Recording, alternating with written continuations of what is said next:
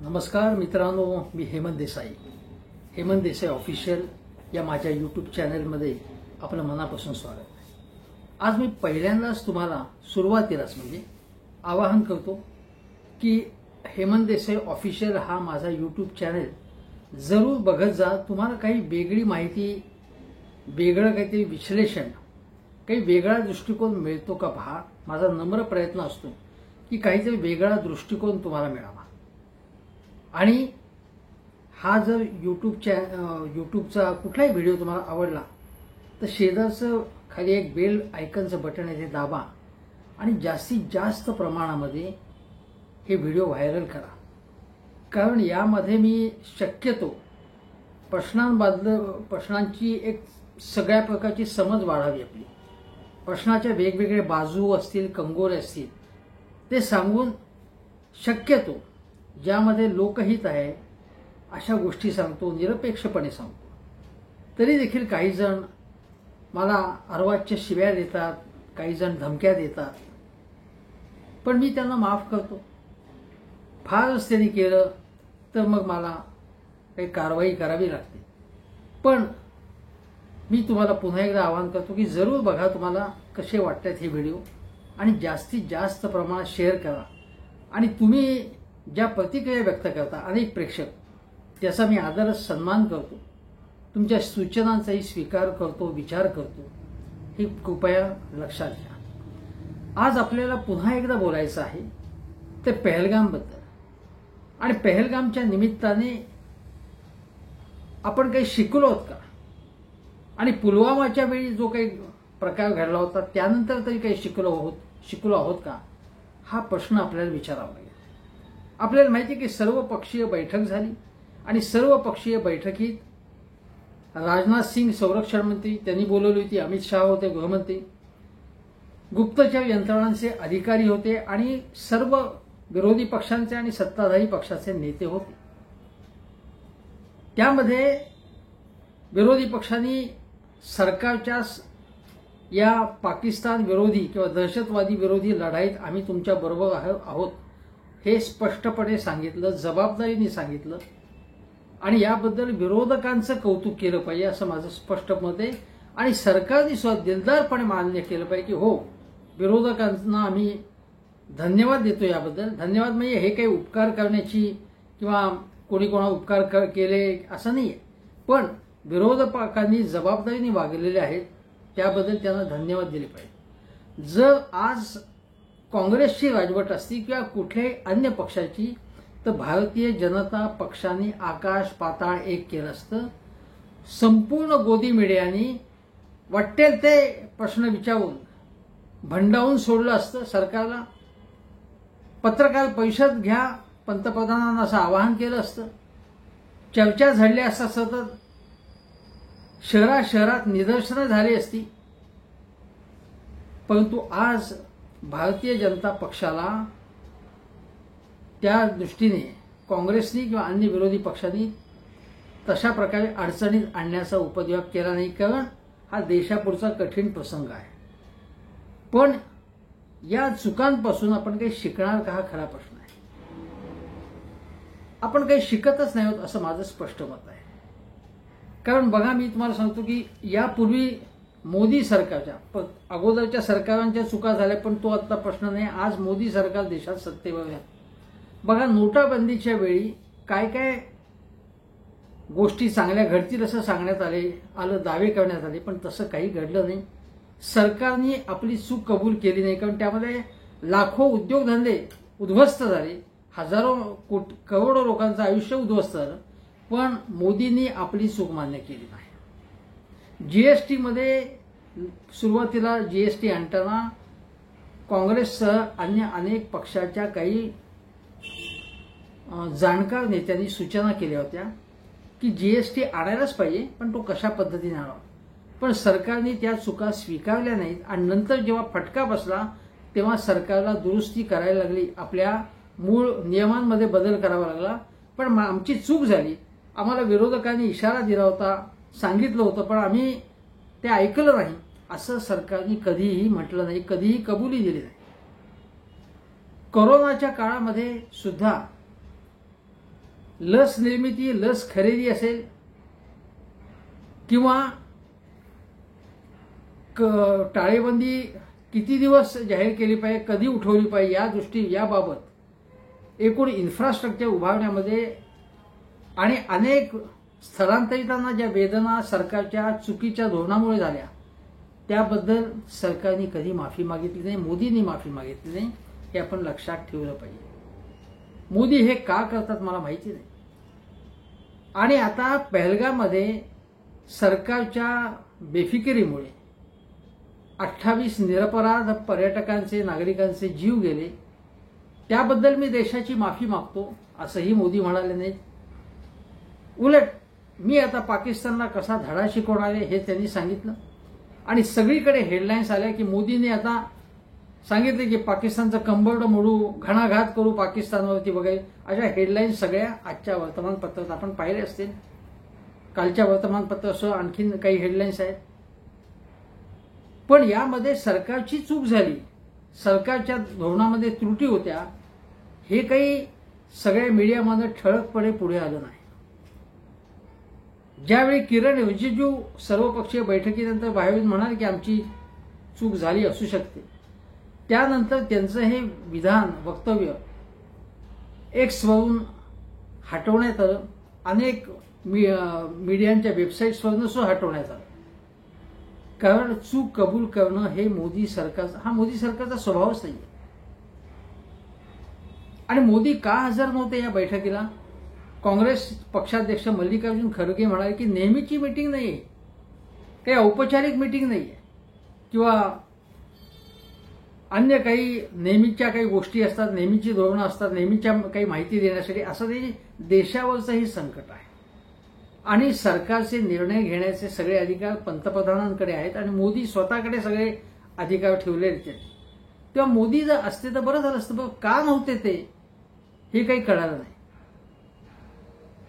पण या बैठकीला शिवसेनेचे म्हणजे उद्धव बाळासाहेब ठाकरे यांचे नेते हजर नव्हते. अरविंद सावंत हे म्हणाले मी ऑनलाईन बैठकीला हजर आहे. पण अरविंद सावंत किंवा शिवसेना उद्धव ठाकरे यांचे नेते नव्हते याची जेवढी चर्चा झाली ती चर्चा करायला काहीच हरकत नाही. पण मोदी या बैठकीत उपस्थित नव्हते याबद्दल प्रश्न विचारायचे नाहीत. प्रश्न विचारलेही गेले त्या बैठकीत. खरगे काही बोलले आणि राहुल गांधींनी आणि अन्य नेत्यांनी प्रश्न उपस्थित केले. पहिल्यांदा असं सांगण्यात आलं की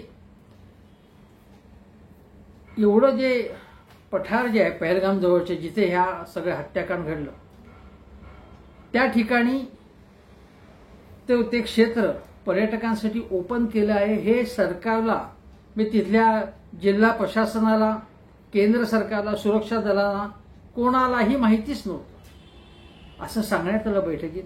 तेव्हा सुप्रियाताई सुळे म्हणाल्या की अहो पुण्यातल्या पर्यटकांना माहिती होतं, पर्यटन कंपन्यांच्या लोकांना माहिती होतं की हे पठार हे खुलं झालेलं आहे म्हणून आणि खुलं होणार आहे म्हणून तिथे बुकिंगही केले लोकांनी. मग सरकारला कसं माहिती नाही आहे? बघ पहलगाम पासून काय 2.5 तासावरती काहीतरी आहे असं म्हणतात ते, आणि 2.5 तासांवरती घोड्यावरनं खेचरावरनं जातात लोक. इतके हजार लोक तिकडे चाललेले आहेत. हे काहीच माहिती आहे सरकारला, पोलिसांना? हे कसं शक्य आहे?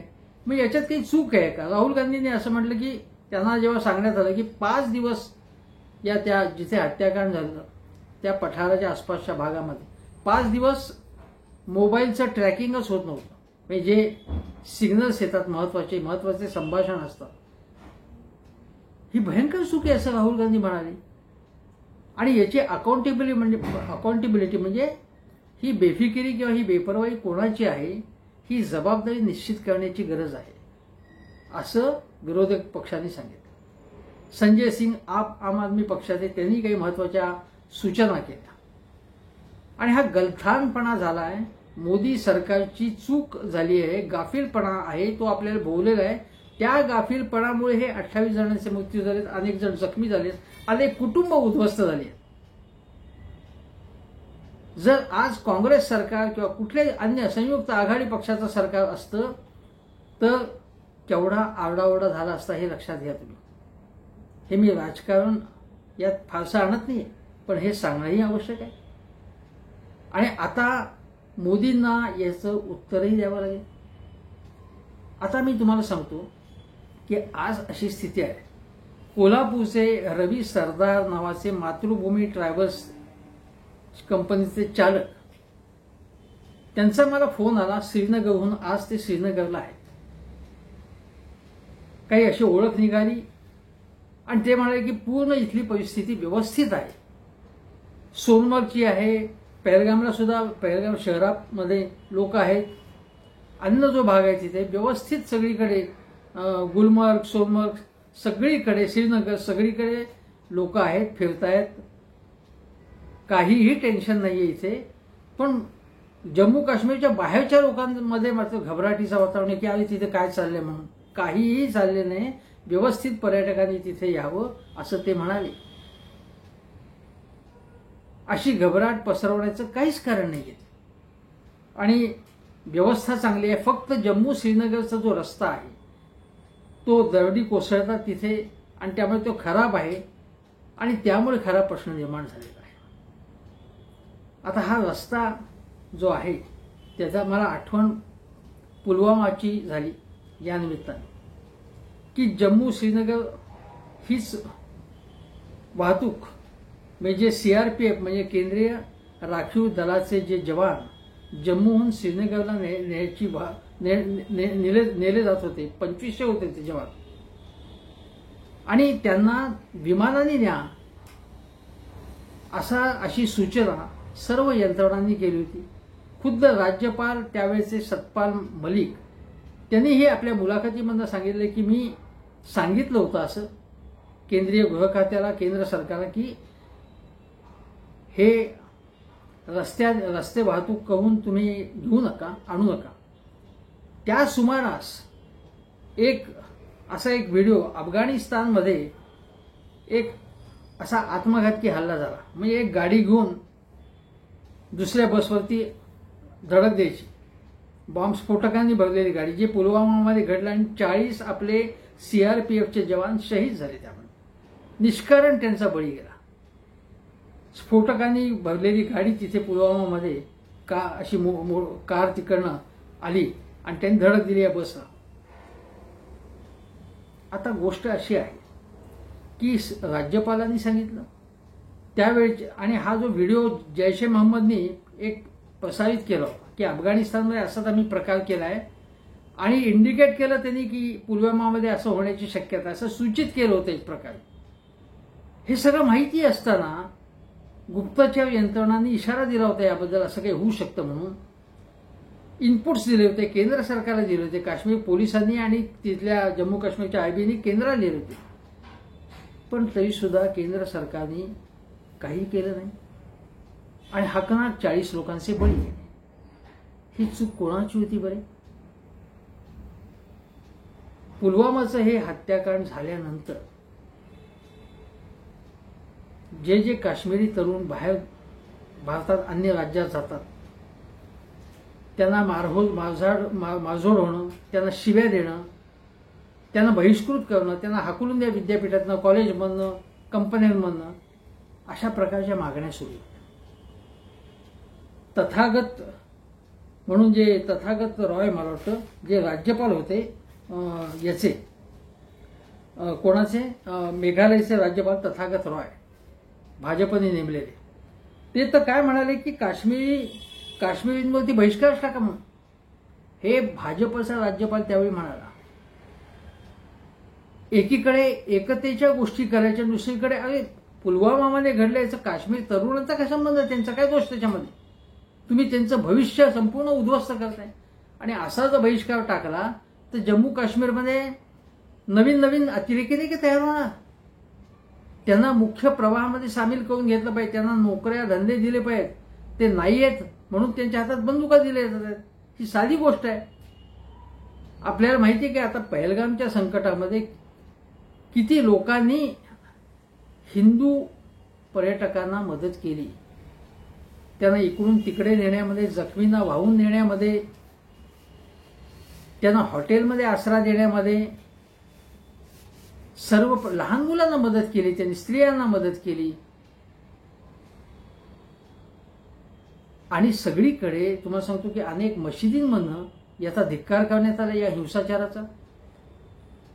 अनेकांनी आपली दुकानं बंद ठेवली, बंद पाळला, मोर्चे काढले. आणि जम्मू काश्मीरमधील प्रत्येक मुस्लिम माणूस सुद्धा यामुळे दुःखी आहे. काही अपवाद आहेत जे पाकिस्तानवादी असतील, काही प्रवृत्ती, जे काही दहशतवादी आहेत त्यांना आसरा देतात. काही जण भीतीमुळे आसरा देतात, पण त्या ठिकाणी काही तरुणांची माथी पद्धतशीरपणे फिरवली जात आहेत आणि म्हणून या गोष्टी घडतात. आता पुलवामा ज्यांनी केलं त्याचं वय आदिल अहमद दार असं होतं आणि त्याचं वय 20-22 होतं. आणि त्या आदिल अहमदला काही ना काही कारणावरून 5-6 वेळा अटक करण्यात आली होती आणि सोडून देण्यात आलं. त्याला मारहाण झाली होती तिथे. आणि त्या मारहाणीमधनं असेल तो आदिल दार त्याचं माथा भडकवलंच होतं. तो नालायकच होता, पण त्याला सोडून देण्यात आलं. आता त्याच्याबद्दल 5-6 वेळा अटक करून सोडून देण्यात आलं आणि मग त्यांनी ही गोष्ट केली. हे लक्षात घ्या तुम्ही. त्याला फटकावा समजा आताच ठेवलं असतं तर बरं झालं असतं. किंवा जर सोडून दिलं तर तो काय करतोय, कोणाला भेटतोय हे तर बघायला पाहिजे. म्हणजे आपण या सुरक्षा सगळ्या यंत्रणेमध्ये आपण कमी पडतोय हे आपण लक्षात घ्या. पाकिस्तानला दोष देऊच या, पाकिस्तानमधनं दहशतवादी पाठवतात, पण जम्मू काश्मीरमध्ये खोऱ्यामध्ये आणि आता जम्मूमध्ये दहशतवाद वाढलाय. जम्मू हिंदू बहुल भाग आहे, तिथेही वाढले ते अनेक प्रकार. म्हणजे आता पहलगाम होण्यापूर्वी जम्मूमध्ये जास्त वाढलेलं होतं. अशा वेळी आता तिथे लोकशाही प्रक्रिया सगळी सुरू आहे. अशा वेळी काळजी तर घ्यायला पाहिजे होती ना, पण आपण ती चूक करून बसलो. निदान मान्य केली, चूक कबूल आहे, चांगली गोष्ट आहे. त्याबद्दल अमित शहांचं अभिनंदन केलं पाहिजे. पण ते त्या बैठकीत म्हणाले, अरे आता त्याची कशाला चर्चा, म्हणजे काहीतरी घडलंय म्हणून तर आपण ही मीटिंग बोलवली ना. पण त्यांनी म्हणायला पाहिजे होतं की नाही, आमची चूक झालेली आहे आणि आम्ही यावरती उपाययोजना करणार आहोत. ज्या काही आमच्या चुका घडल्या, ज्या काही त्रुटी असतील त्या दुरुस्त करू आणि तुम्ही सजेशन द्या, असंही म्हणायला पाहिजे होतं. दुसरी गोष्ट अशी आहे की पुलवामामध्ये ही गाडी 10-15 दिवस तिथे फिरत होती. ज्या दारने हे केलं आणि जैश ए मोहम्मदचा संबंध होता याच्यामध्ये, 10-15 दिवस ती तिथे गाडी होती, पत्ता लागला नाही सुरक्षा यंत्रणांना. आणि यापासून आपण काहीच शिकलो नाही, त्यानंतर धडा काही घेतला नाही. पुन्हा कारण पहलगाम घडलं.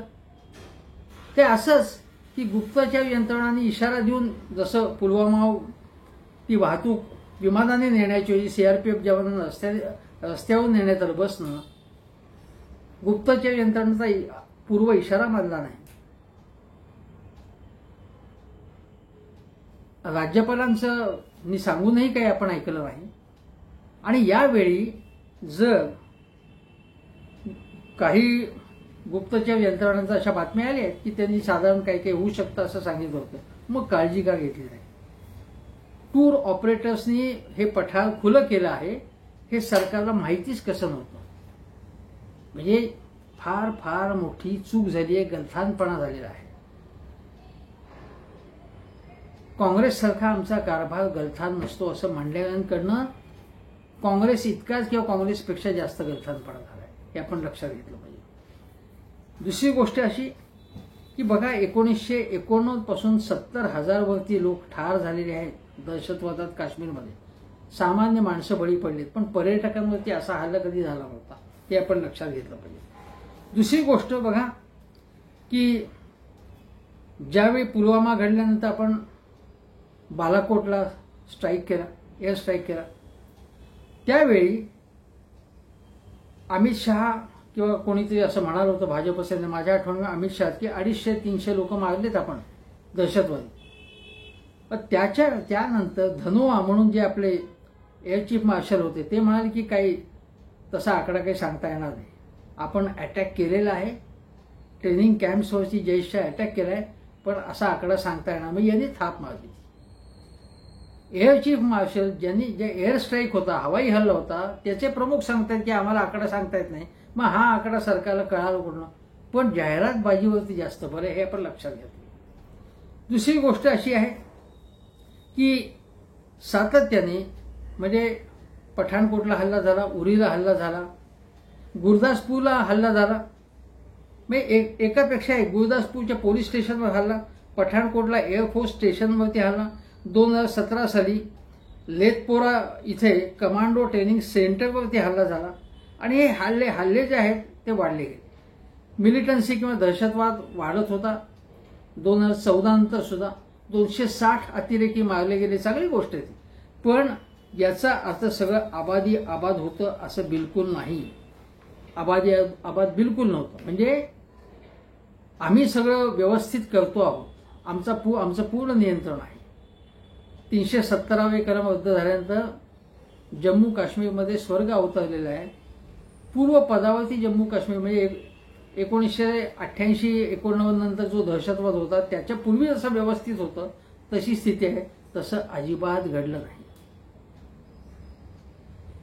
अजिबात घडलं नाही. आणि याचं कारण असं आहे की शेवटी लोकांचं म्हणणं होतं की राजकीय पक्षांना बरोबर घ्या. म्हणजे जम्मू काश्मीरमधल्या राजकीय पक्षांना बरोबर घ्या, निवडणुका घेतल्या. पण आजही जम्मू काश्मीरला विधानसभेचं पूर्वी जे राज्याचं स्टेटस होतं ते केंद्रशासित प्रदेश आहे. पुन्हा विधानसभेचं स्ट्रेचर द्या त्याला, ही मागणी आहे तिथली. जेवढी कुठेही राजकीय प्रक्रिया असेल ना, लोकशाही व्यवस्थित असेल. आता उदाहरण आता मुंबईचं सांगतो की मुंबईमध्ये किंवा अनेक महानगरपालिकामध्ये आता प्रशासक आहे.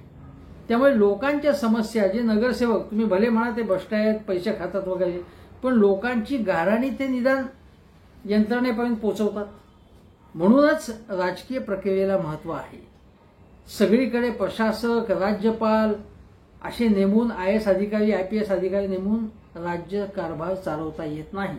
आणि म्हणून जम्मू काश्मीरला राज्याचा दर्जा मिळाला पाहिजे.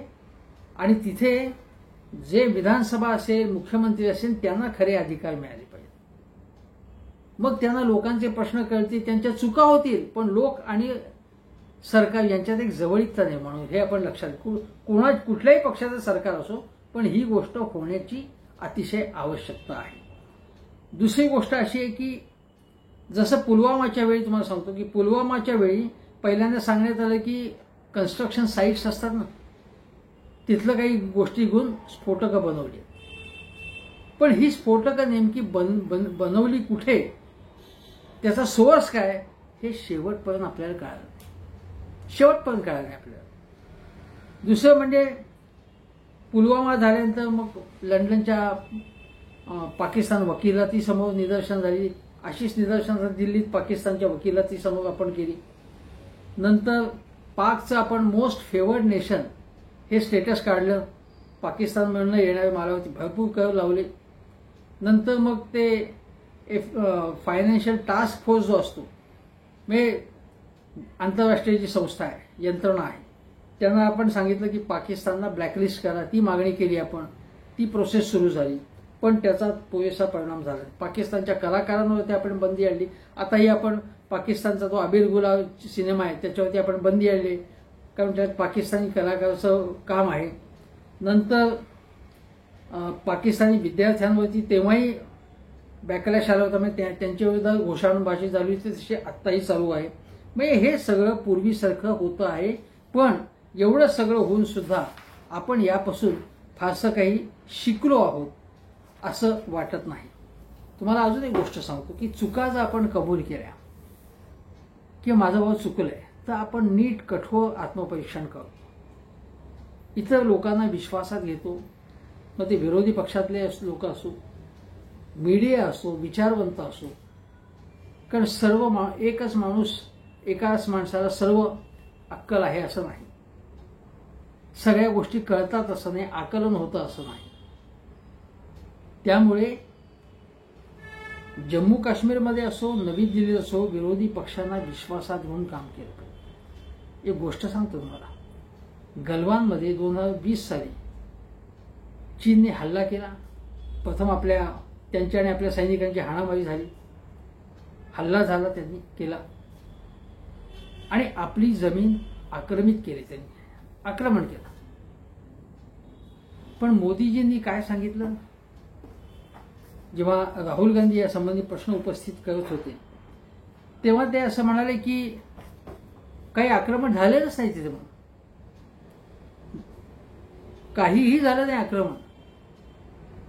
पण काही महिन्यांपूर्वी चीन आणि भारत यांच्यामध्ये एकमत झालं. कशावर झालं एकमत? कारण त्याच्या अगोदर 2-3 वर्ष आपली चर्चा चालू होती वेगवेगळ्या स्तरावरती, लष्कराच्या स्तरावरती, परराष्ट्र मंत्रालयाच्या स्तरावरती, आणि ठरलं असं की भारत आणि पाकिस्तान दोघांनी सीमेपासून सैन्य माघारी घ्यावी, सैन्य माघारीची प्रोसेस करावी.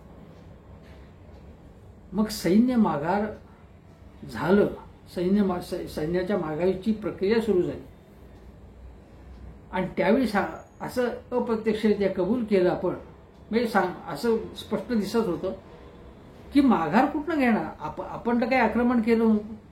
आपल्या क्षेत्रामधनं जे चीनमधल्या ठाणी होती, काही कन्स्ट्रक्शन्स त्यांनी केली होती, काही त्यांचे सैन्य आलेलं होतं, ते तिथून हळूहळू मागे जात आहे. याचा अर्थ आक्रमण केलं होतं ते आपण अप्रत्यक्षपणे मान्य केलं. पण मान्य केलं नाही. राहुल गांधींच्या प्रश्नावरती, विरोधकांच्या प्रश्नावर आपण म्हटलं की 1 इंचही जमीन त्यांनी आपली घेतलेली नाही. आता याला आपण खोटं बोलणं म्हणायचं काय ते तुम्ही ठरवा. आपली केवळ प्रतिमा जपण्यापेक्षा देशाची सीमा सुरक्षित करणं, लोकांना सत्य परिस्थिती समजून सांगणं, सर्व सुरक्षा यंत्रणांमध्ये समन्वय ठेवणं, आर्मीमधल्या लाखापेक्षा जास्त पोस्ट जे आहेत ते भरल्या गेल्या नाहीयेत, लष्करावरचा जो खर्च आपला करायला पाहिजे होता तो झालेला नाहीये तेवढ्या प्रमाणामध्ये, या गोष्टी केल्या पाहिजेत ज्याच्यामधनं प्रसिद्धी मिळत नाही पण देशाच्या सुरक्षेसाठी त्या आवश्यक गोष्टी असतात. हे न करता आपला मीडिया आपल्या बाजूनी संपूर्ण बातम्या देईल असं बघणं, जाहिरातबाजी करणं, वर्तमानपत्राला जाहिराती असतील, टेलिव्हिजनवरच्या जाहिराती असतील, भाषण देणं, या गोष्टींना मोदी हे महत्त्व देत आहेत. मित्र लक्षात घ्या, देशावरचं संकट महत्त्वाचं आहे. अशा वेळी तुम्हाला सांगतो एक शेवटची गोष्ट की ज्यावेळी बांगलादेश ज्यातून निर्माण झाला त्यावेळी जे युद्ध झालं भारत पाकिस्तान आणि इंदिरा गांधींनी पाकिस्तानचे जनरल होते नियाझी त्यांना शरण यायला लावलं. त्यावेळी भारताने आपली बाजू मांडण्यासाठी सगळ्या देशांचा दौरा केला. इंदिरा गांधींनी त्यांच्या अधिकाऱ्यांनी मंत्र्यांनी सगळ्या जगाला जाऊन सांगितलं की ही आमची भूमिका आहे आणि म्हणून त्यावेळी सगळं जनमत जगाचं हे आपल्या बाजूला वळवण्यात आपण यशस्वी झालो. त्यावेळी भारताकडे एवढी साधन संपत्ती नव्हती, आपली अर्थव्यवस्था एवढी प्रबळ नव्हती. सगळ्या गोष्टी टप्प्याटप्प्याने होत असतात. एकदम म्हणजे त्यावेळी स्वातंत्र्य म्हणून किती वर्ष आली, 71चं युद्ध म्हणजे 24 वर्ष झालेली होती. आपल्या देशाची जडणघडण सुरू होती. दुष्काळ येत होता, सतत रुपयाचं अवमूल्यन करावं लागत होतं. अमेरिकेची दादागिरी चालू होती. अमेरिका आणि पाकिस्तान यांचे अत्यंत घनिष्ठ संबंध होते. पाकिस्तान आणि अफगाणिस्तान यांचे घनिष्ठ संबंध होते. चीनच्या युद्धामध्ये आपला पराभव झाला होता 1962. त्यानंतर 65चं युद्ध झालं, त्यामध्ये आपण पाकिस्तानला दणका दिला. पण नंतर सातत्याने दुष्काळ, अस्थिरता यामुळे परिस्थिती बिकट होती आपली. अशा वेळी इंदिरा गांधींनी त्या सत्तेवर येऊन केवळ 5 वर्ष झाली होती. त्या 5 वर्षानंतर त्यांनी आंतरराष्ट्रीय स्तरावरती आपला दबदबा निर्माण केला, पण कुठेही प्रसिद्धी, जाहिरातबाजी, इव्हेंटबाजी केली नाही. आज भारताच्या नागरिकांना कायदा आणि सुव्यवस्था आणि आपल्या सुरक्षेची काळजी आहे. आपल्या सीमा सुरक्षित असल्या पाहिजे. बांगलादेशचे घुसखोर इथे आल्यावरती किरीट सोमय्यांनी जाऊन त्याचा शोध घेऊन मग प्रसिद्धी मिळवणं यापेक्षा गपचूपपणे आपल्या पोलीस यंत्रणांनी हे काम केलं पाहिजे आणि त्यांना डिपोर्ट केलं पाहिजे, म्हणजे त्यांना हद्दपार केलं पाहिजे. केवळ प्रसिद्धी न करता या गोष्टी केल्या पाहिजेत. पण केवळ प्रसिद्धीचं आकर्षण असेल, जाहिरातबाजीचं आकर्षण असेल तर गोष्टी चांगल्या प्रकारे घडत नाहीत. जे व्हायला ते होत नाही. आज सर्वसामान्य माणूस टाहो फोडतोय. गुजरातमधली एक महिला त्यांच्या भेटीला त्यांच्या कुटुंबियांमध्ये पहलगाममध्ये कोणी बळी पडला. ती विचारत होती त्या मंत्र्यांना किंवा नेत्यांना की तुमच्यासाठी एवढी सुरक्षा आहे, आमच्या सामान्य माणसांसाठी काय सुरक्षा आहे? तुम्ही एवढे जीप गाड्या, पोलीस संरक्षण घेऊन फिरता, तुमच्या घराबाहेर संरक्षण असतं, कार्यालयाबाहेर संरक्षण असतं, तुमच्या मागे एवढा ताफा असतो. आम्हाला काय, आम्हाला सुरक्षा कोण देणार? तुम्ही केवळ आमच्या समाचाराला येता, नकाराश्रू ढाळता आणि निघून जाता. थोडीशी मदत देता तुम्ही आणि निघून जाता. पण आमचा मुलगा, आमचा नवरा गेला तर आम्ही जगणार कसं? ही जी वेदना आहे ना, ती वेदना लक्षात घेतली पाहिजे. आणि म्हणून सुरक्षा देणं सर्वसामान्य माणसांना ही सरकारची कुठल्याही प्राथमिक जबाबदारी आहे. त्याचं क्षुद्र आणि संकुचित राजकारण करू नका आणि जाहिरातबाजीपेक्षा काम करण्यावरती लक्ष द्या. अशा प्रसंगांमुळे राजकारण करून केवळ अमुक निवडणूक आहेत, तमुक ठिकाणी निवडणूक आहेत म्हणून मतं मिळवण्यासाठी त्याचा वापर करू नका कुठल्याही पक्षाने. मी केवळ मोदींना वरती टीका करण्यासाठी म्हणत नाही, सगळ्यांना सांगतो, हे सगळ्यांना आव्हान आहे. आणि कृपा करून मी हे आवाहन करत असताना कोणीतरी व्यक्तिगत शेरेबाजी करू नका.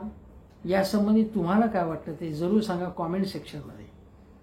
आणि पुन्हा एकदा आवाहन करतो की माझे व्हिडिओ शक्यतो शेअर करा, जास्तीत जास्त लोकांपर्यंत पोचवा, कारण वेगळे मुद्दे सांगण्याचा मी प्रयत्न करतो आहे.